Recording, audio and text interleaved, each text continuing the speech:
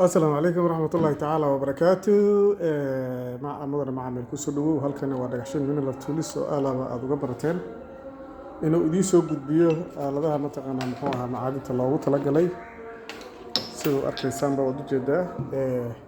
mashiintan waa mashiinta loogu talagalay maxaan ku dhahay mashiintii loogu talagalay way sidoo u jeedid mataqaanaa macaadinta sida silverka gold sapphire ruby emerald diamond ayaa loogu talagalay waad arki karaysaan marka ku soo dhaweeyay waa sidaa weeye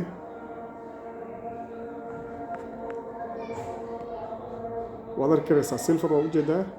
silver gold sapphire ruby emerald diamond ayaa loogu talagalay waad arki karaysaan dhammaan waa diyaar baydinta insha Allah taala halkaana waa distance-ga ama masaafada wax ka sheegi karayso insha Allah taala de macaamil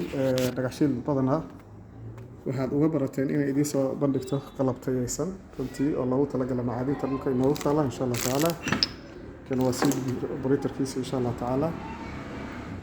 halkanina waa mataqaana masuuta antenooyinkiisi chargerkii dhammaan insha Allah taala iyo phone all halkaas aad ku heli karaysaa insha Allah taala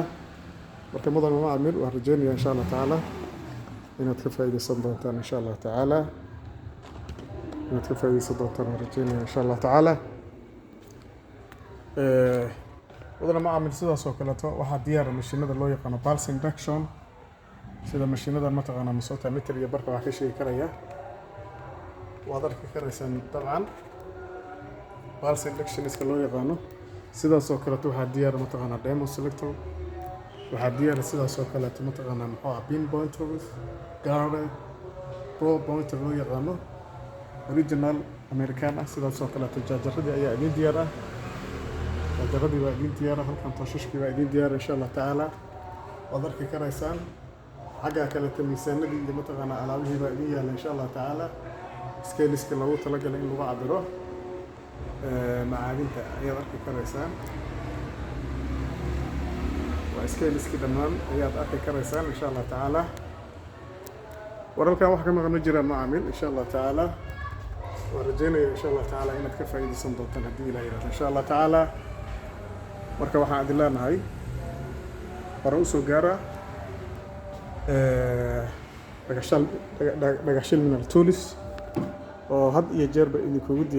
idinkugu helan ah inuu adeeg hufan idin siiyo sidaas oo kaleeto ujeedadiisa ugu weyn ay tahay mataqaana baraarujinta bulshadiisa si uu uga qayb qaato insha Allah taala